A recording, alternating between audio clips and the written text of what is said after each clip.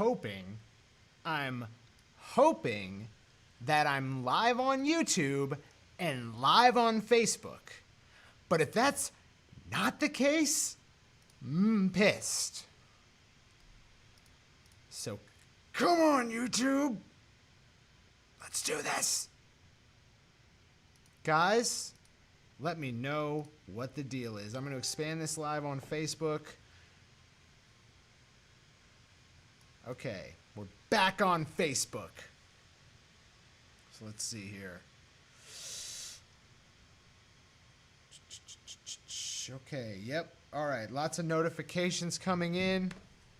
I'm just hoping that this stream catches up. I'm basically waiting for the intro screen to disappear so that I know that we're live and everything's all good. This has been probably the most tumultuous, issue-laden start to a live that I've had in at least a year. Holy hell. Just problems on problems on problems. Are we getting anywhere with this? Is this live yet? Waiting for stream? No! That can't be valid.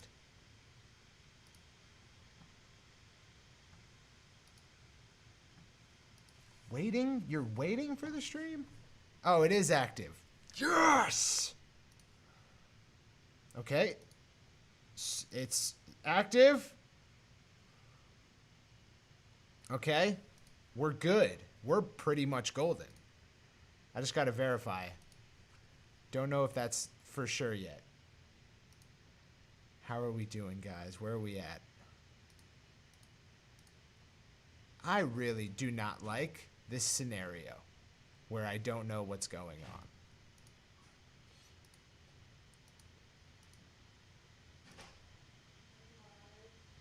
on. I hope that I am live, but at this point, who knows?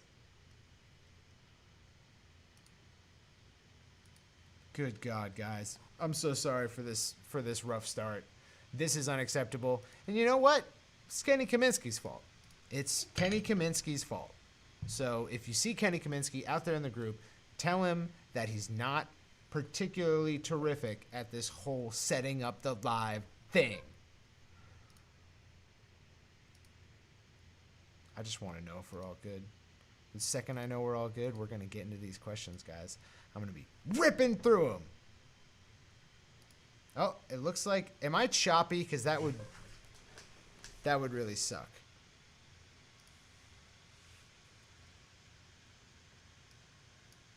Can you guys see me? Because I'm choppy on my shit. Just let me know if you can see me and we'll get started. And that's my bad. And that's my bad. I think from our Facebook homies, we do see that I am all good to go. I'm hoping that's the case. Okay. See, now my computer is like, what are you doing to me? Just let me know if the audio is all good. Audio level's good. Everything good.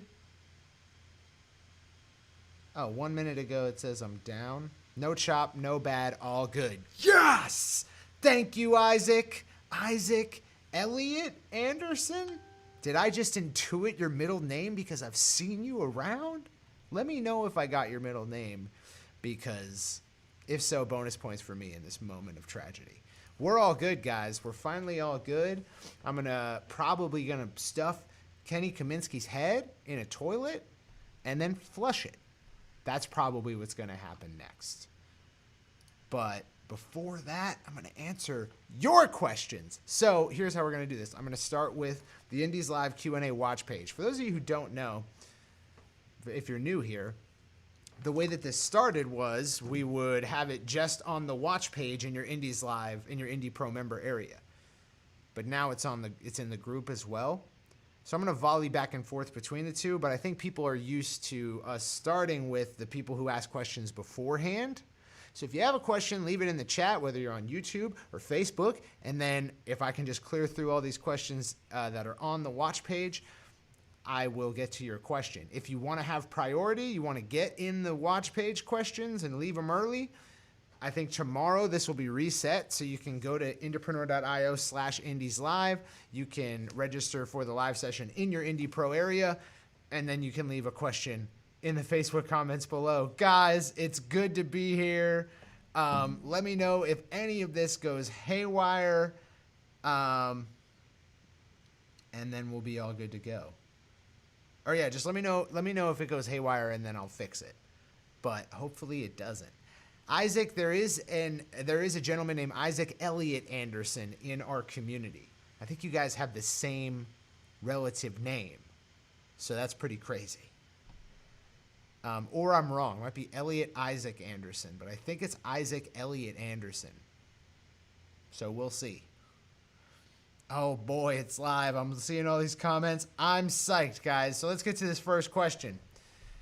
Tom Uncomely asks, hey, Indies, do I need to leave my questions here? Yes, you do, Tom. This is the place. Every week you'll get your question. We'll get top priority if you leave it where you ask that question. Moving on, Robert Dale asks, hey, Circa, if you had a huge budget, say $100,000 to spend on a single album or album promo, how would you spend it to accrue the most fans, assuming you're not worried about recouping anytime soon? Facebook ads, TikTok influencers, YouTube ads, PR campaign. I would probably do all of those things because it's very hard to spend $100,000. It's hard to spend $100,000 on a single release unless you are outsourcing the minute spends. Meaning, if you're a record label and you're dumb as fuck, you can go spend $40,000 on a retainer with an absolute shit marketing agency, and they'll spend all your money on the worst possible way to spend it, and you'll get like almost zero results, but you won't know because your client's already famous.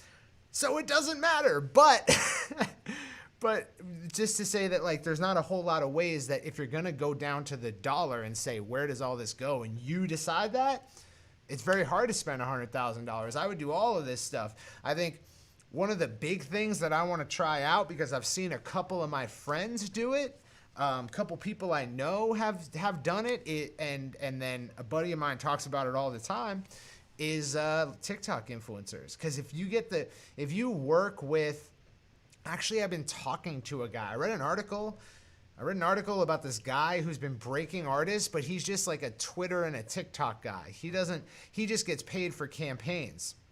And he does brand campaigns, but he also breaks artists. He's got access to some of the top TikTok influencers, and I hit him up on Twitter, and I was like, yo, I run this company, Entrepreneur. I would love to try out your services for the right song. We could work together to find out what that is, just as an experiment, just so I can document what happens and look at the data and check it out.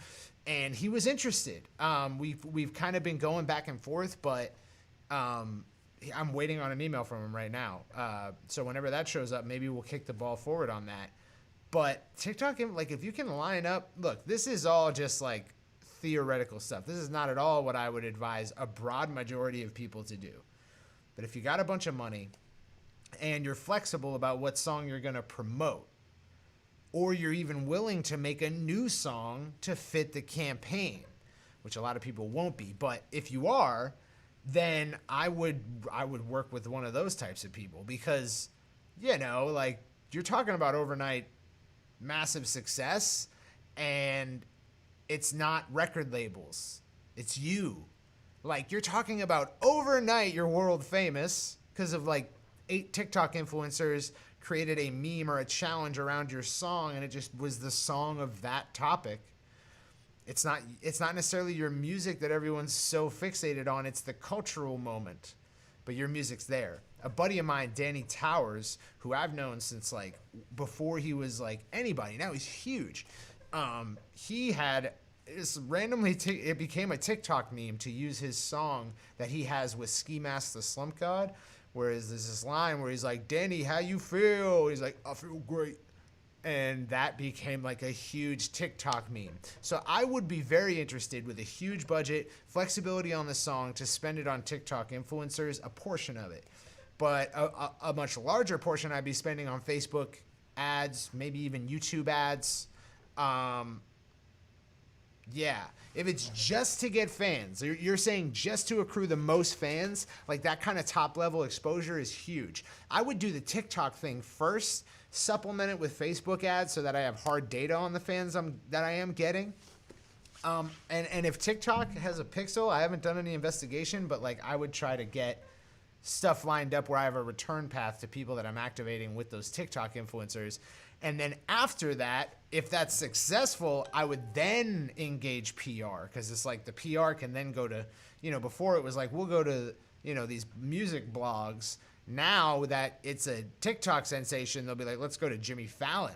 Like, fuck it, So that's probably how I would do it. Although this is entirely theoretical and wish fulfillment-y, and it's just like, it's not a productive conversation to have unless you're actually in that position right now. But yeah, it's not a very productive conversation to have. And then you said, have you done any influencer campaigns? How do you feel about them? I was looking at buying Brandman Sean's TikTok course. I think getting on TikTok, like, it couldn't hurt right now. It's a gold rush. Like, whatever you think of Gary Vee or whatever, like, he has a point, which is like real estate on social media sites gets more expensive exponentially over time. It has happened enough times where we can say that that's like a law of social media networks. So getting in while the real estate's relatively still inexpensive, but the social network is proven to a degree, that's a huge opportunity. You should be on TikTok. Brandman's an awesome dude. Corey's an awesome dude. They're both awesome dudes. So, it might be worth it. I've done influencer campaigns, but with Instagram micro influencers, and it was a nightmare. I paid $20 for like a repost campaign of like a post, and the biggest measurable effect was that every fucking profile that does those reposts hit me up. Like, I got tons of them hitting me up. You need promo? But no, like, real, like, actually interested people. So, I don't know. I don't think, like, I got one person who was like, yo, I just saw you on this. And, like, that's dope. And I talked to them for a little while. But it was not worth the $20. And it's kind of like a shell game. It's like a house of cards. It's not real. Like, it's a weird, like, I got the impression that most of these these micro influencers, like talented vocalists or like, singing stars or whatever, like they're naming their shit after like we repost dope singers. That's the goal. But it seems like there are a lot of bot traffic, and it seems furthermore like they are like moonlighting on Fiverr and shit. Like, these are like, black hat people. They're not like white hatters. And, black hat people suck. Their methods suck. Their results suck. It's shady to work with them. They suck. They suck. So that was not fun. I hope that answers your question. Moving on. Brett Wade says, hi. Oh, I'm going to check Facebook just to make sure that I'm good. I don't want to name the guy just because I don't want anyone else to, like, I will totally, if he's okay with me naming him, name the guy. I'll just say it's a guy who I read in an article. I read an article, and this guy was in it talking about the types of campaigns he does, found him on Twitter, hit him up. So if you can find an article about a TikTok influencer consigliere, like, it's probably that guy. So yeah. Moving on. Brett Wade asks, hi, if a lookalike audience was based on results from the 5 countries originally suggested in FanFinder, would the resulting lookalike audience work when used in an ad targeting present-day green light countries? Yes. Okay.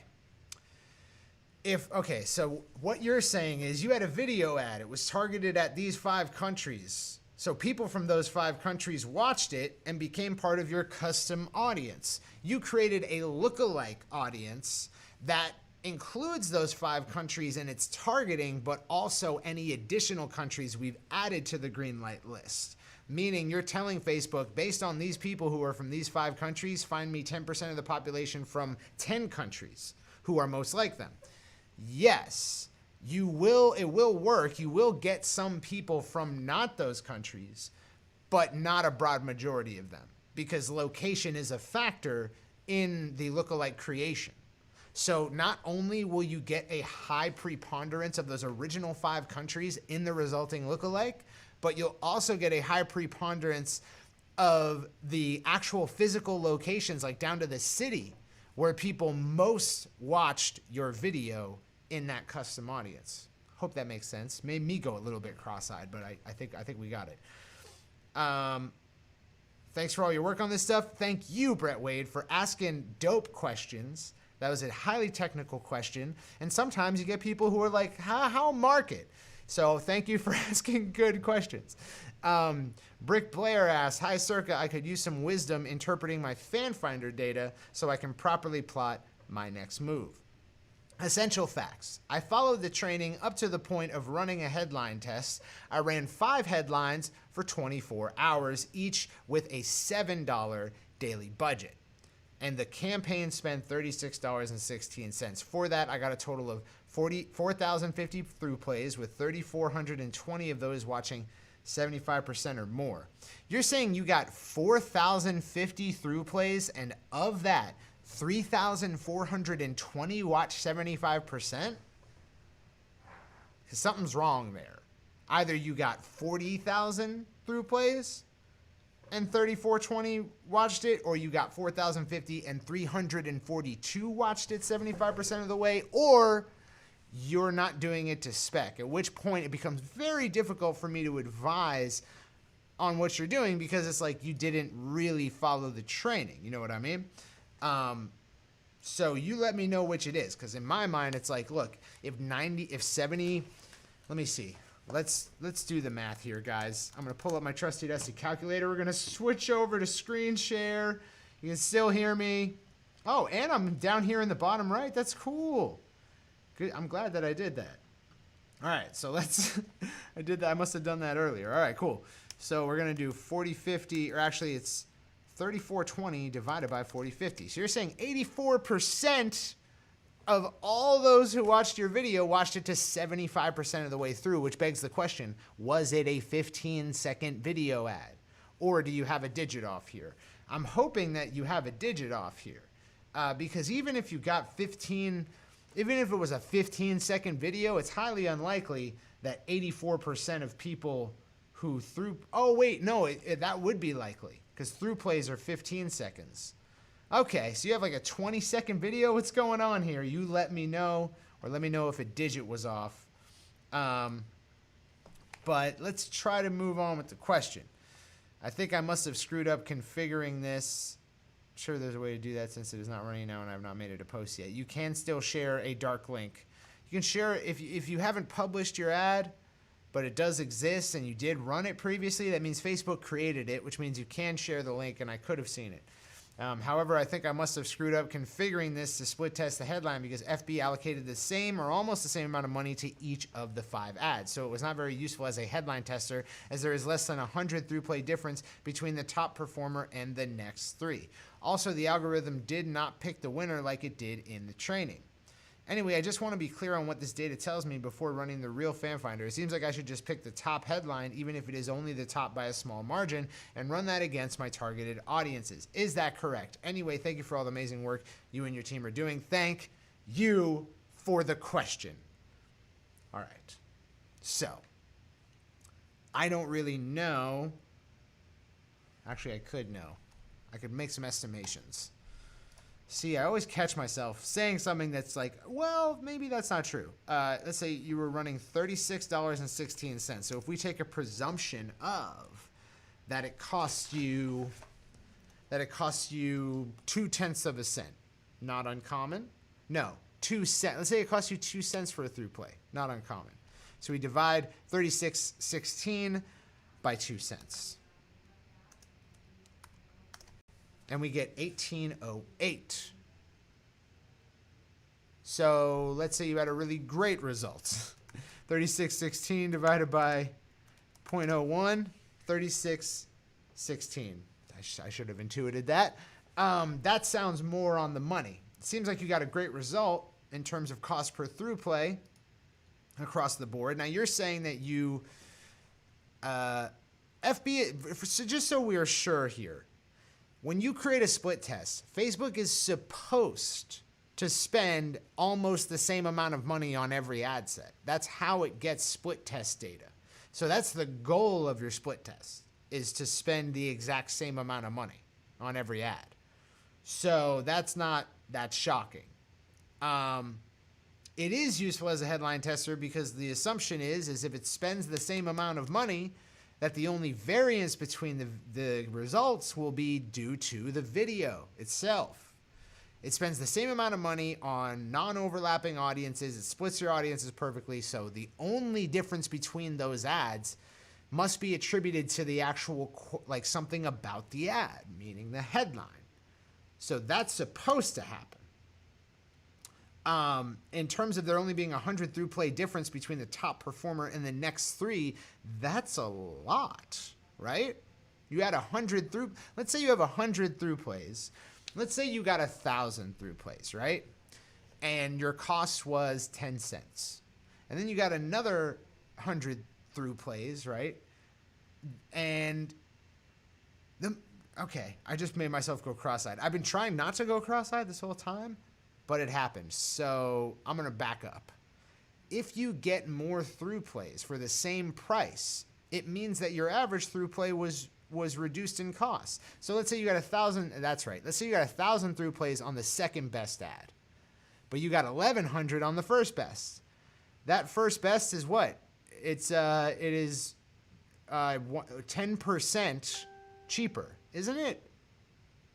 I don't know. The math doesn't work out. It's cheaper by a factor of, 0.1 or whatever, So that's not insignificant, especially considering if there's 100 difference out of a sample set of 4,050 through plays, that's a huge difference. Oh, 40, 50 through plays. Yeah, that's a huge difference. Also, run a longer video. A minute's not really enough. I mean, it's enough in other circumstances, just not enough for the context of what this training is meant to do. It's just not ideal. A lot of people do not follow the training to spec, but I can't really advise on results you're going to get from a minute video because I don't run minute videos. I don't have a lot of experience doing so. And I don't think anyone on our team does, or at least they don't have positive experiences. So, okay. So you got 837 at, yeah, so your 75% view it's 45 seconds. It's very odd that many people stuck around to watch it. I would question, how else was this set up? Because it's very odd that you have such a high 75% view rate. That's crazy. Top performer got 913, and the next got 866. Third got 862. Yeah.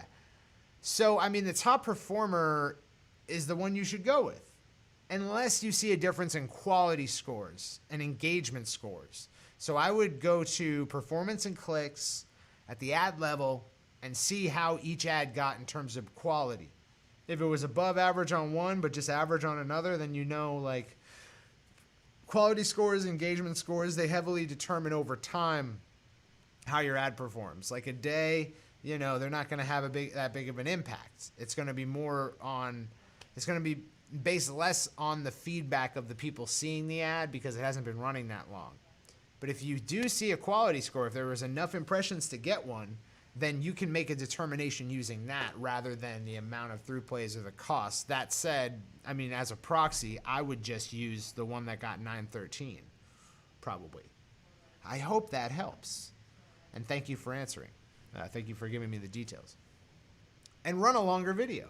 Ron Tippin asks, hi, thanks for all you do. Ron, my pledge. Question.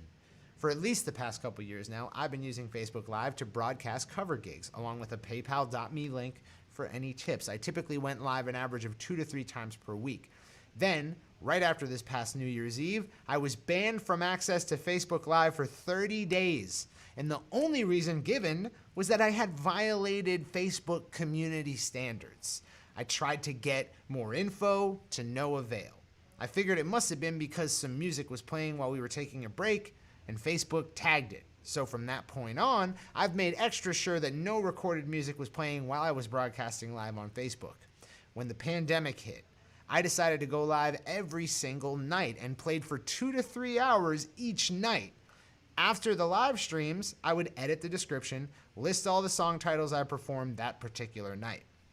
But then, only 2 weeks later, on March 25th, I was banned again for 30 days. Same thing as the first time. The only reason given was that I had, quote, violated community standards. It's been over 30 days, and I've started live streaming again, but now I'm nervously waiting for the hammer to drop a third time, and who knows, maybe that could mean the third strike and no more Facebook Live for me. Do you have any insight into this? Was it the covers and copyright violations that got me banned? Was it listing the song titles, the paypal.me link, how frequently I was going live maybe? I just want to avoid this happening again, if at all possible. I hear Facebook will soon be rolling out some new Facebook Live features and are also looking into copyright monetizations, etc., much like YouTube currently does. Any word on the veracity of this? Good word. It means truthiness. Sorry for the long question. Really appreciate any help you can give me on this, as I do pretty well with the tips on Facebook Live, and it would be a shame to have to go to a different, less immediately profitable route. Rock on. Smiley face emoji. Great question, great post. Enjoyed reading it, Ron. That definitely sucks a lot. So let's address this. It's hard to tell which of the community standards you violated, although I would dig into Facebook's current handling of copyright violations just to understand, if you're going back through the documentation or anything other people have said about this and you say, yep, I did that, then I don't know I've definitely had covers taken down. I've had covers taken down by Facebook. So I don't know. I think it's just a luck of the draw type of scenario. They've got the scent of you now. So the more you play covers, if it is something that they do, although infrequently, ban for, then they know who you are. You're a wanted man. I wouldn't do covers on Facebook that much anymore. Or wait, no, this was YouTube? No, it was Facebook. Now, on YouTube, I think you can do covers as long as you have mechanicals to back it up. But I'm not sure. I'm not 100% sure on that. What you might do is... No. Yeah, so what you might do is create an alternative page, right? Like I would create... If this were me and I really didn't want to skirt the rules or get shut down anymore, I would create an alternative page that is connected to a different Facebook profile. Like I create a fake one, create a different page, and then I would live stream on that and repost it to my page. And that way, if that's violating community standards, they just take that down and they don't take me down. Unless they're they have an active human being looking at what you're doing now. So yeah, that's a tough one, man. Facebook randomly drops that hammer and it definitely sucks. You might also just seek out Facebook representation to talk to you about hey, I'd like to clear these things before I do them, and make sure that that's not it. And I'm sorry if you've done a lot of these things already, because I don't have a very in-depth piece of advice to give you. Dealing with Facebook support and Facebook's TOS is a complete black box nightmare. They won't give us any information. So I'm sorry, man, that sucks. But I would take those courses and take those directions and see if you can shake something out. Aviv Cohen asks, how do you go about rebranding your music under a slightly new artist name? If you release new music with a new name, will you need a new Spotify for artist page and lose Spotify listeners? Spotify will, I know of people who have contacted Spotify directly and said, hey, I need to change my name. Spotify kicked them back to their distributor, which was DistroKid, and eventually DistroKid support reached back out to them and said, okay, what do you want the name to be? We'll change it. So I think you can just hit up. I think you can just hit them up. Are the Indie Spotify and YouTube Bibles worth purchasing? Bibles are free. Go to any church, they'll give you one. You don't even have to pay for it. Do not buy the Indie Spotify and YouTube Bibles, because Bibles are free. You know what I mean? Also, like, everyone else buys those, and then like as soon as it makes, you have to question the motives of a person selling a product who know full well that the moment they make the product public, it drastically reduces the value of the information in the product. It'd be like if I was going to sell, you know what bug hunters are? They're like these developers who go to companies who have a bug bounty and say, hey, I found a way to hack your shit, and the companies will pay them. Now imagine they said instead, hey, instead of going to Microsoft, I'll just sell this exploit open source on the internet. Well, the problem is that the second you sell it, it's going to be used and then it's going to be fixed. So like, there's no point in selling it. It's a bad commodity. And so you got to question the mental fortitude of someone who does something like that, because contact information is one of those things where the second that you sell it to a public market, it is no longer as valuable as it was. So I don't know. I don't do a whole lot of hand-to-hand combat. I don't do a whole lot of, hey, my name is Kyle and I found your name on the Spotify Bible. Like, I don't do that. It's not my world. I know people who do it very successfully. So like, what I don't want is to tell you this thing is bullshit and that to not be true, or that to not, like, maybe that was the best thing for you. I don't know. I don't know what kind of person you are necessarily. To me, personally, it seems like a book of contact information that's not yours and wasn't given to you is a shady fucking thing to buy. Is it not?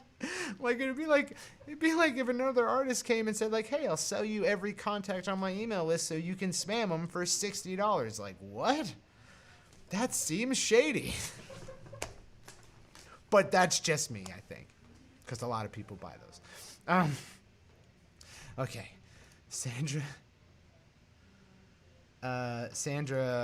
Booza McNamara asks, hi, you mentioned in the Fan Finder training that your ad account gets more seasoned with every use. If you post a video that has electric funk soul feel and FB trains the ad account toward that, then you post an acoustic video and use a target audience more centered towards acoustic songwriters, will you screw with that seasoning algorithm? Not necessarily. Not necessarily. I tend to think of these things as being like, it's just like quantum physics, right? It's probabilities. It's not static points. There is a higher like whichever one is more successful, right?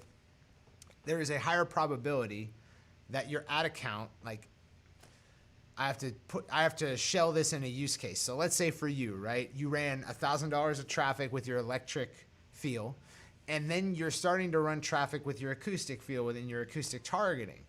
That's not going to impact that. Like, it may skew towards those who like acoustic and electric stuff, and that's kind of good for you at the end of the day, but it's probably not going to impact it dramatically. What it will impact is later on, let's say you run an ad to a wide open, like let's say your ad account is super seasoned. You've been running ads for like a year now to both of those audiences, and you want to run wide open targeting, or you want to use some lookalikes and they're really big. Like, they're, you know, like once you start getting audiences in there of like 22 million to 30 million to 40 million, or you're just running wide open, that's when your seasoned ad account comes into play. In every campaign, the seasoning of your ad account is slightly positioning it's like slightly motivating the choices of the algorithm, because the algorithm does consider what's the history of your ad account, what's the history of your page in every decision, or most decisions. But so the reason that this will come into play, and the reason that I like to think of it in terms of probabilities, is that if you run a wide open targeting campaign, which let's say the electric ad spend that you've been doing versus the acoustic did way better. Like, you know, you've spent the same amount of money, but this has just gotten so much more results. Well, when you run your wide open targeting, there is a higher probability that not only will the content catch on with an electronic audience, but that it will be delivered more often to them because they end up liking it. If the content's not positioned for them, that probability is not going to really matter. Like the algorithm is going to figure out that it's not for them anyways, even if you're running wide open and even if your ad account has all this history of being good for those types of audiences. As far as I understand it, that's not really going to matter. Facebook will still figure out who the content is right for. So this is like sort of there is a higher probability, yes, but how much it dramatically impacts any given ad, minimally, you know? It's just a slight tipping of the scales. That's kind of how it works, as far as I understand it. I do know it exists because we run wide open targeting, and it works really, really well, whereas it didn't before. Now, that is both a consequence of Facebook just getting better since we tried it. Yes, that's true. But it's also a consequence of seasoning because we've seen people try to do that at different time periods, and it's only when they're seasoned that they tend to see a good impact from that. So I hope that answers your question. Hey, Circa, thanks for taking the time. I am running an audio-visual... Oh, just to say, I don't think it matters. Like, run your stuff. It's not going to matter. It's not going to matter. And if you find luck with both of those audiences... I don't think it's going to pose a problem for you. This is a very intelligent machine learning. Like the way machine learning works, they don't tell it how to get to a result. They just want it to get to a result, like a better result. So the machine learning algorithm, it's kind of a black box. Like the engineers don't necessarily know until they analyze lots of data how it's doing what it's doing. It's just based on positive hits. So Dominic Bear asks, what's up, Dominic? You have sick videos. You're awesome. Hey, Circa, thanks for taking the time. I'm running an audio-visual adventure based on the Ultimate album launch. Would you mind taking a look at the landing opt-in page? Not sure if this is the right format. If not, please forgive me. It's all good, man. This is... Wait, is this an audit session? I gotta ask. I gotta ask somebody. I don't know. Let's just do it. We'll just do it. I'm going to jump on it right now. Let's go to screen share. And Dominic is sick at designing. No surprise there. His video is equally sick. This is actually a screen from his video or a photo taken on that day. This is a fire, dude. You designed the F out of this. Holy shit. Dude, this is dope. This is just dope. Guys... This is the new gold standard. I have to send this to the team. Hold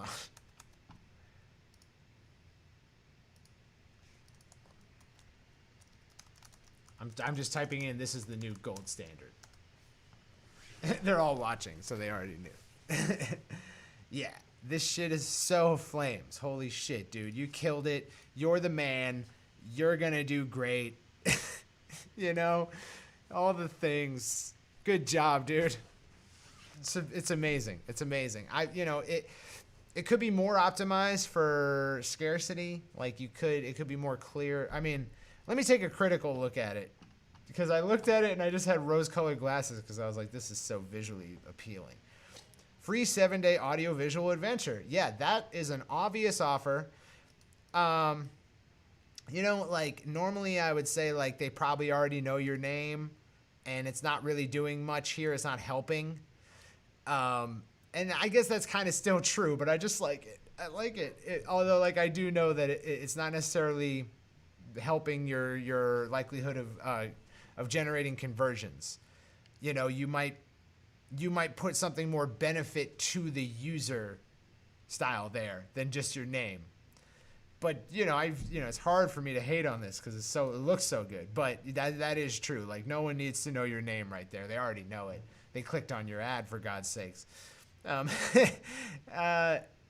This is cool, man. This is a benefit. Like, you might pose it more user side. Like, you might say, like, 7 days to, like, ignite your creativity and, like, tell them what they're going to get out of it more so than what you've put into it. Because what you've put into it is features and what they're going to get out of it is benefits. What you've put into it, you can use that to determine what the benefit is. So you can say it has 7 days bursting with creativity so that you can what? Why does it have 7 days bursting with creativity? What benefit does that specific feature provide to the user? And you can list out all the features, even the inane ones, even the ones that don't matter, like, it's served online, not physically. Like, that's a feature of the product, and it might have a corresponding benefit. So I would audit this page for any features and turn them into benefits, because people care about benefits, not features. I am an indie pop adventurer, Dominic Bear. I like that. I think that's dope. I want to invite you to join me on my free 7-day audiovisual adventure. Fresh songs, colorful music videos, exclusive artwork, and behind-the-scenes content. It's simple. It's not more complicated than it needs to be. Join me now, and I'll send you a secret link for 7 days straight to your email inbox. Join the adventure. That's dope, dude. This is dope. Just audit it for, try to audit this and just really think about, like, what of this copy matters to me but not to a random person who's like just listening to me for the first time. Make it about them as much as possible. Putting your name there probably doesn't need to be anywhere on the page, and this is a mistake. Like, it's not just you, like everyone who goes to advertise does this. Don't I have to put my brand there? People got to know who I am? No, none of that matters unless you do your job effectively. If you don't get them into, a product or a service that benefits their life, they're going to forget who you are. It doesn't matter who you are. Until you do your job successfully, keep your logo, your name, who cares? Like, if it's obstructing real estate where you could better communicate what the value of what they're going to get by going deeper is, then it should go. Like, get it out of there. It's like mixing. Like, take out the unnecessary shit. It doesn't matter. So yeah, like I would take your name out of it, and I would audit it for things that are not necessarily benefits to the user, but are just like what you put into it. I mean, that stuff is valuable, but I would turn it into a benefit. It has a flip side that is the benefit side that is better to communicate than just the feature. So I hope that helps. I'm going to take a quick vape, guys. All right. T-Bap McHugas.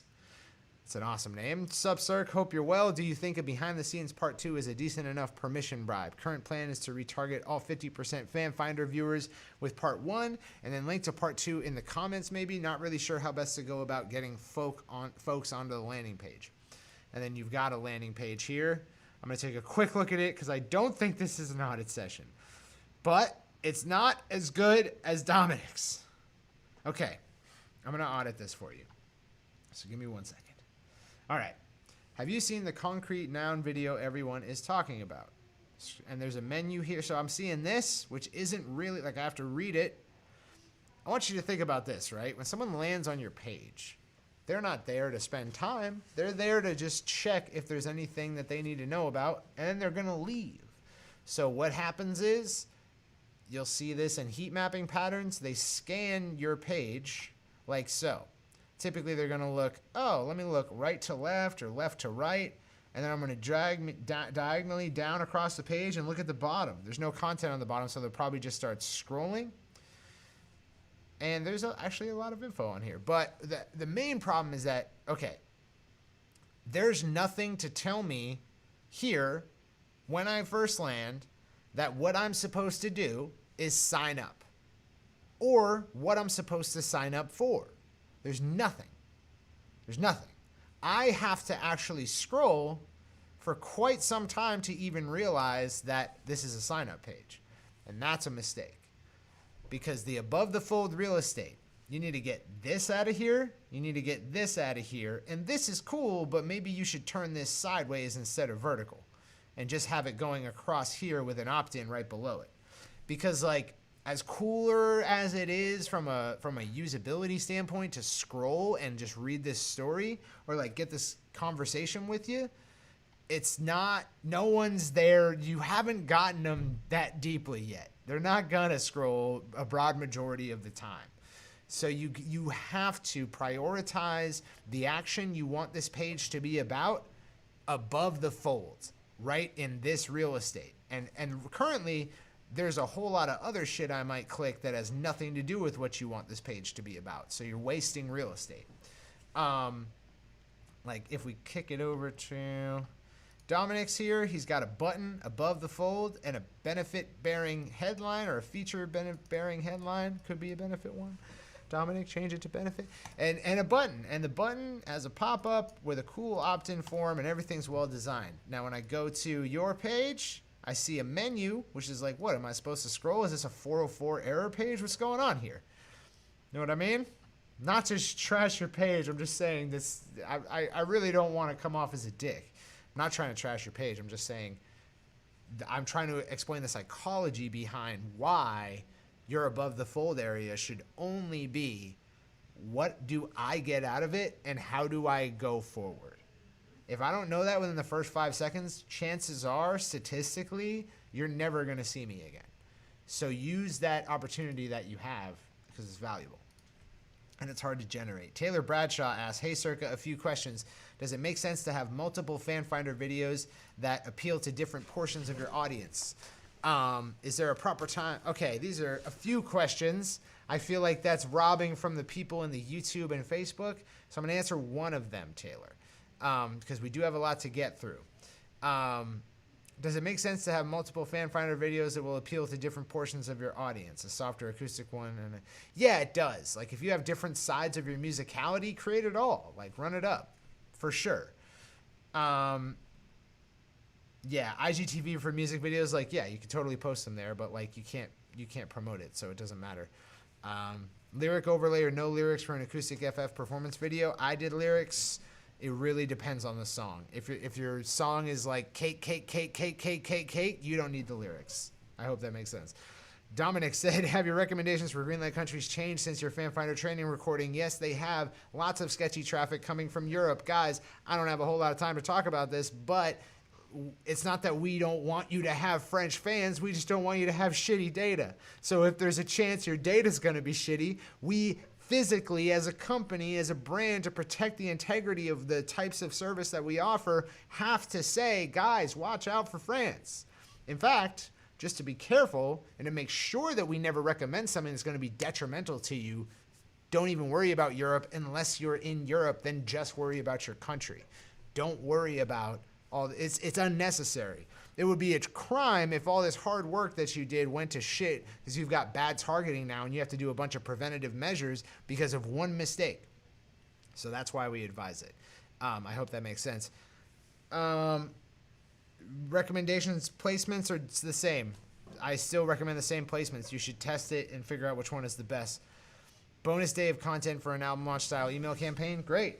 Bonus day of content's awesome. It gives you another chance to get back in front of them and restate the sales offer. Tom Uncomely, you already, wait, no, you asked if this is where you ask questions. If you want to make a new fan finder video post, you're creating new campaign from scratch or creating new posts inside original campaign and trying your audiences again with the new post. New campaign. Experience for streaming. Best platform now for indie rock music? I mean, right now, yeah. For the last month or so, yeah, for sure. It's the only one. Releasing evergreen content through lockdown time. Create campaigns per post or use Greenlight boosting. Few dollars per post. Need your feedback. You should be creating campaigns and doing Greenlight boosting. Your campaigns, like those are for creating new fans. If you're talking about Fan Finder, and then you should be Greenlight boosting to deliver new content through the education stage and nurture those fans. So I hope that makes sense. Julian. Oh, what's up, dude? I'm pretty sure that you intern at the same studio that Jack interned at. Let me know if that's true. I'm pretty sure that's true. Because I was talking to, is it Carl? I was talking to Carl, yeah, the other day. And he mentioned you. I was like, oh, shit. Yeah, it is you. You're Spatial Soul. What's up, dude? You work in a job that Jack used to work at. That's dope. It's fire. Okay, where's your question? Direct to song Spotify question. I have a campaign running currently that is converting well and getting me new followers daily. The track is sending to now has a 30% save rate for a little over 1K streams. All green light. It is, however, fairly expensive. I'm wondering whether to shut off or test another campaign separately to try and see if I can get the same conversion with cheaper clicks, or just keep it running and bite the bullet on expensive, high-quality clicks. Look, That's a great question, because a lot of people just consider cost and don't consider quality, because it's so difficult to measure the quality of a traffic source. Like, it really is. It's not easy. It's not as easy as measuring the average costs, which is why that's a better proxy for value for most people. But you're right. Like, these are high quality clicks if they're resulting in followers, which is a very rare thing to happen in the Spotify advertising world. Very rare for clicks to turn into followers necessarily. More often just monthly listeners. So great job. I would test other creatives in other campaigns while this is running to see if you can beat it. Like, always be doing that. Always be testing an alternative to see if it can beat the control. But great job. Yeah, preserve the sanctity of what you're currently running and use other campaigns to test alternatives. Hope that helps. And what's up? Danny Saunders asks, are bots commonly 75% video viewers? My fan finder got skewed toward France and then to Japan. Japan's actually fairly clean. We don't see a whole lot of bot traffic from Japan. Yeah, I mean, it's not, I don't know. You know? I don't know. Because ultimately it's like, does Facebook consider a dead giveaway for bot profiles to be that they don't actually watch videos to any depth? Because if so, then you can be guaranteed that the people who make these programs or who run teams that act as human profiles already have accounted for that. They're already watching videos to a certain depth so that Facebook doesn't catch them. And like, I would assume that that would be something that Facebook would implement. Be like, obviously bots don't watch any videos. So that's a good bot detection measure. Although they probably would measure it in tandem with a bunch of other things. Ultimately, you know, it's a game of cat and mouse. Like, Facebook's going to implement something to catch bots. They're going to innovate out of it to the point where they pretty much are real users. Like, they seem like real users. So I don't think it's valid for someone to say, bots don't do this. Oh, I know it's not bots because they don't click to Spotify. No, you don't. You don't know that. Why? Because you guessed it? You don't know that. So, you know, we hear a lot of that. We're like, how could it be bots if they did this action? And it's like, you don't understand the game you're up against. There is a huge incentive to have armies of fake profiles that escape bot detection, whether it's a human behind them or a bit of code. Usually these days, from my understanding, it's humans operating bundles of code. So it's not just code, it's humans too, intervening on behalf of that code to make the right decisions and seem like a real human. Because code alone can't escape bot detection, or at least not for very long. So you constantly have to update it. So that is to say that, like, don't assume that any action besides a purchase is outside the realm of capability for a fake profile. Like, it's ludicrous. It would be ludicrous to assume that, like, oh, bots can't click buttons. These aren't bots. Bots don't stream Spotify songs. How do you think that do you assume that there's no fake streams on Spotify? Because otherwise, bots stream Spotify songs. So yeah, that's my answer, man. I'd say with Japan, you're good. France is like, clearly, it's been doing it to a lot of people. Do we believe that France is consuming media all of a sudden at like 10 times the amount as Americans or even Italians? No, we don't assume that, because Italians are inside way more than they are. So I question the validity of the recent spike in traffic from France and other Western European countries where we would have never expected there to be these kinds of bots, at least at this level. We assume they're everywhere, but just not as prevalent. So anyways, that's sort of a non-answer. I hope that that's helpful, though. Yeah, shut off the France one. And then exclude, I mean, if you run a lot of good traffic, it's not going to matter that much, but I would exclude France for now. Jeffrey York asks, in retargeting, that is, I recently noticed that I'm unable to access any of the performance metrics on my recent video view fan finder campaigns, neither in Ads Manager or Ads Reporting. The campaigns from 2019 seem to display fine, and I was able to monitor the data when they were running, but now nothing, and I can't export it either. Any insight into why this might be or what I could do about it? Is your date selector to the right dates, Jeff?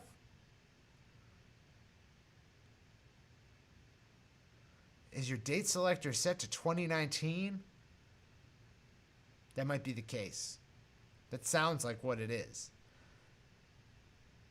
Yeah, if your campaigns from 2019 display fine, but the other ones don't have any performance metrics, it seems like a date selector issue or a filter issue.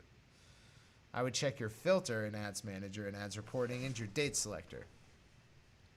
Otherwise, I would hit up Facebook support, but it might be your date selector. I'm sorry if it is, man. It's an easy one to miss. Andy Hunter, how long does it normally take to go through the initial $300 ad budget? And is this the amount about what it requires to create the fan pool for the later stages? Also, if I understand correctly, the first $25 goes to testing headlines and then $10 per audience using the winning headline, which will be around $185. There's no, you got this a little bit wrong. There's no amount of spend anyone would need to populate like this, the types of fans that you would need to make a sale or get an email subscriber. That doesn't exist. I would hope that nowhere in our marketing communication, nowhere in our sales pages, and nowhere in the training have we said, oh, you just need $300, you pump it through the fan finder machine, that comes out the other end of the affirmation doodad, and you got sales. Like, that's not how this works. I hope that we weren't giving you that impression. But yeah, like, there's no $300 ad budget minimum or maximum or mandatory setting for a fan finder. Like, it costs anywhere from, $30 to $100 to test a fan finder. That's true, depending on audiences. But beyond that, it's like, if it doesn't work, don't run it. If it does work, run it as much as is feasible and is conducive to your business goals. And like, let's say you run it and then you are terrible at creating permission offers. Like, your permission offer is like, hey, I'll send you an email if you give me your email address. Like, that's not a good sign-up offer. And no amount of fan finder budget in the world will make that work. So I couldn't possibly say, oh, you just need $1,000 in fans through fan finder, and that's enough people to get this. And like, that is not, that seems more like a Lego set, like, build this and now it's a friggin' X-Wing fighter. Like, no, that is not how this works. So I don't know where you got that impression, but there is no $300 budget. There is no certain amount of fan pool that you need for the later stages. Like, some people only need one video to have a massively successful business, like the Small Town Titans. Some people, like yours truly, are going to be running fan finders for like 16 months before they even start building their email list. So really, really varies widely. Are there any sample campaign timelines that we could look at as PDFs? From zero to using all components of the buddy system? Not really. There's a lot of case studies. There's the Caracal case study. There's a Small Town Titans case study. There's Nino Bless case studies. There's Duke's case studies. There is, if you search in the Indiepreneur Indies group for Thanks Indiepreneur, you'll see different case studies from tons of people who did well with this training or that training and searched us. But these are a la carte trainings to address different goals or different problems you might be having with your music marketing and your music career. Not some kind of not like a paint by numbers kind of thing, I'm sorry if you got that impression, but that was not at all our intention, was to say like, look, you just press this button and now you've got a successful business. Like, that is not, it doesn't exist. There's nothing like that. That doesn't exist. You have to work very hard. you have to implement and you have to iterate and you have to test. And then you have to learn from the testing and you have to get better. And then when you get better, you still have to test to see if you can beat that better. And then eventually you're doing very, very well. Like a lot of people are like that. But it didn't take like a certain amount of budget. It took like just working hard at it for a couple of years. Or in the Small Town Titans case, like, you know, a month. Because they really blew up. There's a couple of people who have blown up. And like, that's not the norm. The norm is like, this year, I'm clearly doing better than last year. Like, no question. But I'm not like Jay-Z right now. That's always the example. I'm not Jay-Z. You know, that's the more common thing. It's like, you're going to do better every year. How hard you work at it is, and also like how talented you are, how hard you work at it, how you interpret the information in the trainings, how you put it to use, how quick you are at implementing, how well you deal with failure, how well you deal with success. It's a more interesting question. And all that plays a role in like how long it's going to take you to get to X level of success, however that's defined for you. I hope you realize how impossible it would be to present a system that purports to do something like what you seem to be describing. I hope that helped. Okay, moving on. Zeke Erickson said, it's always so cool y'all do these. I'm having a hard time getting my pixel page view ads to run. I've had about 500 visitors. Can't seem to get any win-back ads to kick. I have it set to auction, reach, $5 daily, no end date. Visitors in the past 30 days who have not reached the confirmation page. Auto placements, frequency 2 per day. Is there something I'm missing? Is there a step-by-step way to diagnose an ad when you can't get it to fire? Also wondering what is the average conversion rate we should be looking for with squeeze pages with warm traffic? 40. For that we do have benchmarks on. It should be like 30 to 40 is good. Anything above 40 is great. And anything below 30, you could do better. So that we do have metrics on. And for this ad, what I would do is switch it from reach to, you're trying to win them back to the, if you're trying to win them back to the squeeze page, I would do conversions. Because that'll definitely get you delivery. It won't be the optimal delivery, but at least it'll get delivered. That said, the win back ad, if it's for the squeeze page and not for a sales offer, is not necessarily the most high volume thing to worry about, the high impact thing to worry about. Like, it's a cool thing to have. It's like a complete funnel. It accounts for everywhere someone could fall off, but it's not like the most important thing. I would get that squeeze page opt-in rate up pronto before you ever worry about a win-back ad. We're overtime. I started late, but now we're overtime, but I'm going to keep going. Guys, if you're in the Facebook chat, I'm sorry, I will not get to your questions today. I'm going to try to answer them via text after, but currently we're well over time. This is the most questions we've had in a long time. I'm excited. Seth Dyer, hey Circa, hope you're doing well. This is a question about the education phase. I'm running a couple different series and content for education. One of them is a vlog. I'm wondering how you came up with a system/plan to shoot the grounds. I'm doing something similar to document the process of creating my new album. I remember you mentioning either in a podcast or in the series itself, coming up with some sort of plan to capture it all. I'm wondering if you could share your process for doing it. Thanks for all the help. Sure. So what you're going to want to do is you're going to want to make a list of all the different scenarios that you plan to create in. So for instance, on my list is like we have tracking in the tracking room. I have different setups for that depending on what's going on. So I always have a way to set up my camera. I know exactly what lens, what focal length, what lights, where they should go. That's all set up. So rigging up different scenes in your space, you can get a lot of that work done beforehand. So just having quick setup times for pretty much anything you can want to do, whether it be producing at your computer or whatever, and writing it down and memorizing it, that's huge. It goes a long way. Then there is a component of you want to be planning out a day. Like you want a day or a set of days. For me, it was Thursdays and Fridays from 12 to 7 up until the pandemic. Damn it. But it was Thursdays and Fridays from 12 to 7. And everyone would know to come over then. We would know to start recording them, and I would have cameras rolling by them. So setting aside time to actually acquire your acquisition, super important. Beyond that, I would say it's going to be a bit of a clusterfuck because it's hectic. It's creation. So I would over document. I would get more footage than you need. Have cameras rolling for no reason. Just have them out and rolling. Have charged batteries on hand. Have SD cards on hand to swap out.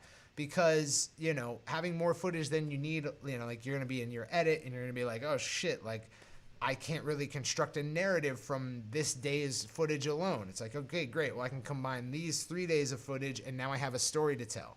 Because, like, you can't write the story of a documentary beforehand. You write it afterwards. The script gets written afterwards. So you got to look at all your footage and say, like, what story can I tell with this? Like, some of the grounds, it's multiple days, but it seems like it's one day, you know?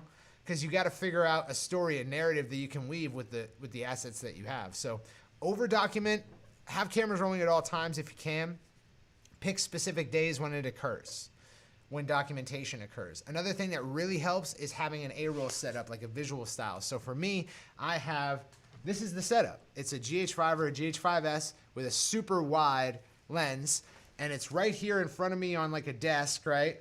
And then I use film convert to go black and white widescreen with that. And that's always my A-roll. So when I'm talking to someone about events that happen in the grounds, like, you know, like Real World, when they do the confessionals, when I'm doing that, we're doing narrative A-roll, it's always this camera. It's always on a desk right in front of me. It's always super wide. It's always black and white.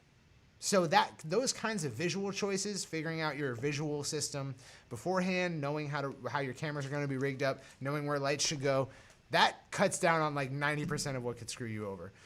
Beyond that, you're going to want to over document, over record. I hope that helps. And yeah, I will. I'll share more about my process for doing it, just not in this live stream. But yes, I will. Look, right now the grounds is in question, right? Like it hangs in the balance because we kind of got like a season 1 done. We got 7 episodes. I wanted to get 10, take a quick break, come back with another 10. Now we haven't even finished the first 10 because of the quarantine and the lockdown. So I'm currently in flux with the grounds. I'm coming back with a new episode. That's private information. I wanted it to be a surprise, but I'm coming back with like a quarantine version, and that's going to be my season 2.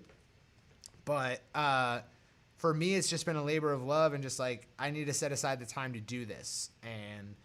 And so if you get your setups done, if you over record, and you give yourself a day to also sit down and process footage and try to piece together a story with what you've recorded, you'll be good to go. A visual system also helps because then you don't have to make all these editing choices. It's like, okay, well, I know it's going to be this color grade. I know it's this format. I know what's supposed to occur. And I'm just supposed to tell a story in like 10 minutes. Those are good creative limitations. I hope that helps. Ahmed Boogie Dalla asks, hi, I'm in need of some clarity here. I'm releasing a new single on 6/12. Got the EPK ready. Lists about 400 people and a small budget for advertising. I thought a good objective for my campaign would be to get as many pre-saves as possible on Spotify and Deezer. We have a strong base in Europe. But then I learned in the Spotify field guide that this would be a direct-to-collection campaign and that these don't do well. Except when I asked about this in the Indie Pro group, the community seems to think otherwise. Similarly, I was getting ready for my first fan finder and stopped in my tracks because the training says your typical multi-shot performance music video doesn't convert well, and those are the assets at my disposal. But then again, in the group, people seem to disagree. So what do I do now? Whose opinion do I follow? I mean, you should don't listen to me just because I'm the guy, you know? Like, don't. If they say that it's right, go test it. Go test it out, you know? The reason I'm laughing is because, like, it's the right thing to say what I just said, but I also know it's not going to do as well as another video. Like, people buck the trend all the time. I'm like, lyric videos will work. They'll work great. Oh, lyric videos should be valid. They're not. They're not good. Like, everyone I've ever met who's like, I'm going to run a lyric video and just see how that does and, you know, whatever. And I'm like, okay. And then they finally, when they run a non-lyric video, they're like, oh my God, why did I do that? So it's like, you don't have to listen to me. You know, it depends on who in the group was saying it. I'd validate that, like, they've had ultra successful fan finders. I'm talking about, I've ran a shitload of fan finders, and this is what I've seen and noticed. It may not be the case for you because every single individual instance has too much variance for me to possibly say ad hoc 100% this won't work for you that well. So I can't. I can never say that. Do you know how much discipline it takes to never say that? It crushes me. I'm crushed under the weight of it. But I can't ever say, yeah, 100%, no question, this will work for you. I don't know, because everyone's different. And in the music industry, every business is vastly different. So I don't know that it won't work for you. But yeah, direct to album campaigns, they haven't worked for me very well. I've not only me, but like people I know who have spent in the last, year, tens of thousands of dollars in Spotify advertising, maybe over 100,000. And they no, I would never run an ad to an album. That's crazy. So if they're saying it and I haven't seen good results with it, that's enough for me to just never do it. But if it's not enough for you, test it and let me know how it went. And then when it comes to multi-shot performance music video doesn't convert well, that's true based on what I've seen. But you might have the one video that's an exception to that rule. And who am I to tell you it's not going to work? It might be the best thing for you. And then I'd really be an asshole. So I can't possibly tell you that it won't work for you. But I can say that over the course of all the fan finders I've ran, the more highly produced, we're going to go to this exotic locale and get you this waterfall. And then we'll go to the top of a building and I'll color grade it super warm and orange and it'll look like we're sick. That doesn't work. It doesn't work. I'm sorry. A band on a mountain rocking out, no one gives a fuck. At least as far as I've seen. So that's based on my experience, but your experience not only might be different, but will 100%, 99% be different. It'll be somewhat different in some way, and maybe it's in that very important way that you're talking about. So I can't possibly, but based on my experience, I've seen that it hasn't worked very well, traditionally. I hope that helps. Thanks for your hard work on Entrepreneur. It's changing everything. I'm super glad, Tim Kidd. Thank you for saying so. I'm really intrigued as to how you would tackle a debut single campaign in terms of digital ads, please. We have 5,000 on the artist mailing list from a previous solo project, which isn't drastically different to this. Good size warm audience, also 3.5K on Instagram, 13.5K on Twitter too. This is the basic timeline. Weekly newsletter with single and artwork announced to emailing lists and subscribers. CTA to follow artist profile on Spotify. Friday 8th, they're going to do a public announcement of the single and the artwork. Then the following Thursday, they're going to do weekly newsletter with call to action to play or save from Friday.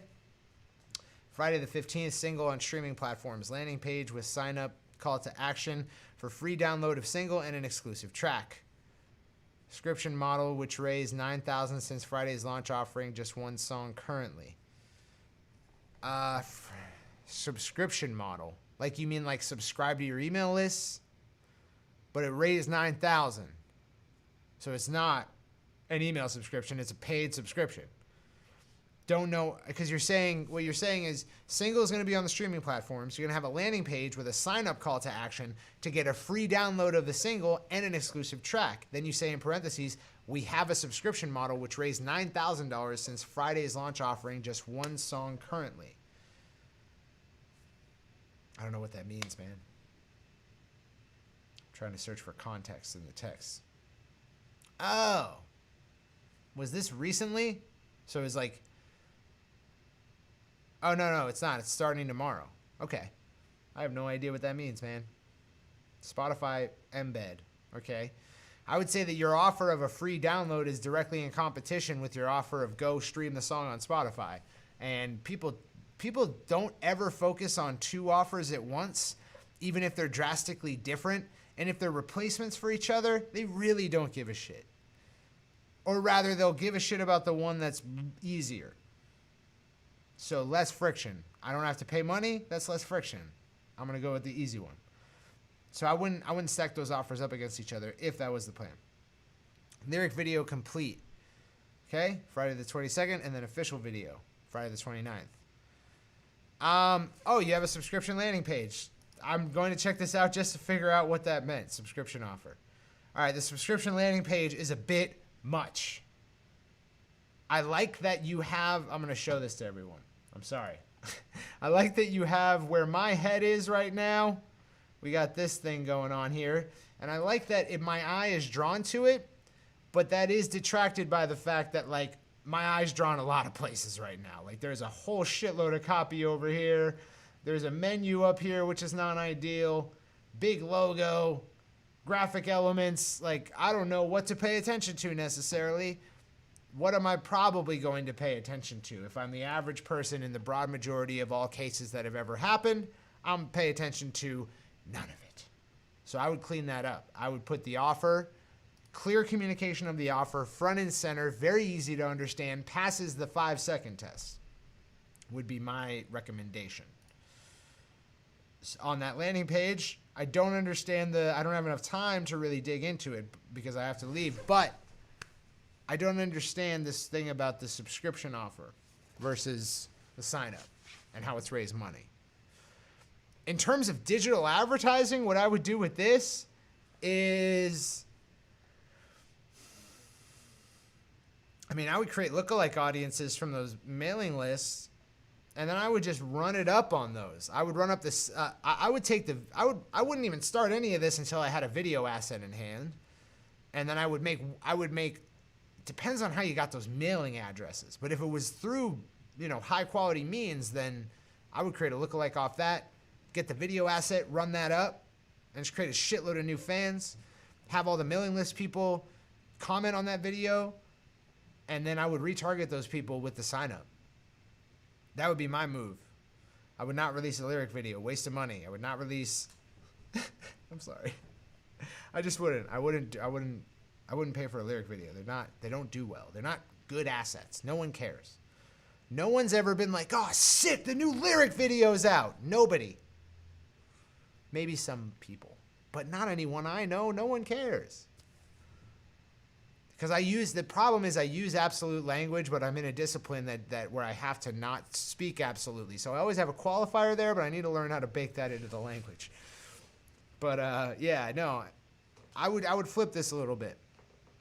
I would enlist your warm audience, your mailing list subscribers, to help you pad the social proof of the launch. I would launch with attention-getting assets, and then once the mailing list had done that, I would try to generate revenue from them, rather than like, hey, go stream the song, because they're probably going to stream the song anyways. If they're engaged, if they like the music, they're signed up to the list, like you don't need to tell them to go stream the song. You just need to tell them that it's out and it's available, and then talk to them about what's actually going to help your business move forward, which is probably a sale of some sort, I would imagine.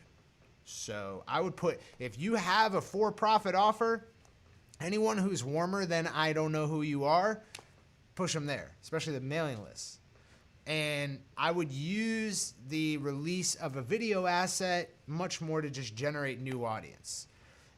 And I would get, I get that taken care of. Because, selling products to a mailing list is pretty much a guarantee.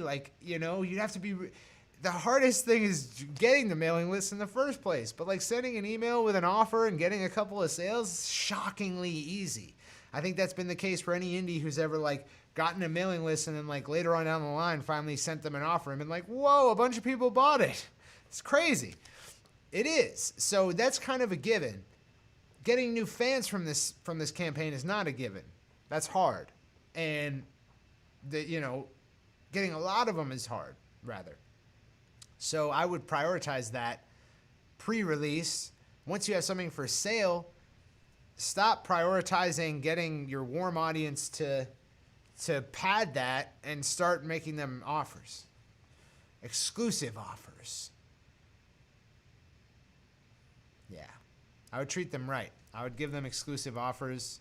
I would work on segmenting the existing audience into repeat customers, purchase something but not multiple things, and then never purchase. I would create different offers for each of those categories. If they've purchased multiple things, they're getting ascension offers. They're getting high-ticket stuff, exclusives, VIP, not many available, scarcity, urgency.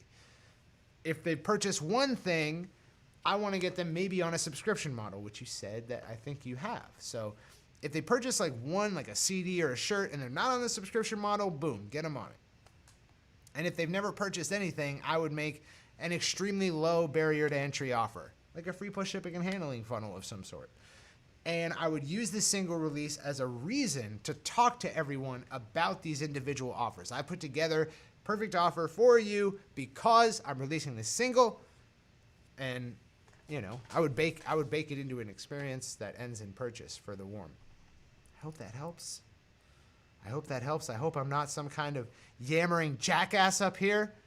Guys, I'm so sorry that I didn't get to so many questions today. This is the biggest Indies Live I've ever seen. We went about 20 minutes over schedule. I'm going to talk to the team about addressing this so that you all get your questions answered. I didn't have time blocked out today to go long today, but I want to make sure all of you get your questions answered. Tomorrow, Indies Live will be refreshed. You can go ask your questions in the Facebook dropdown on the Indies Live page tomorrow. And that way you'll get first priority, and this won't happen again. I'll also be trying to answer some of your questions via text throughout the day and throughout tomorrow. Thank you for joining me. I'm sorry to anyone who I offended. And I love all you guys, and thank you so much. And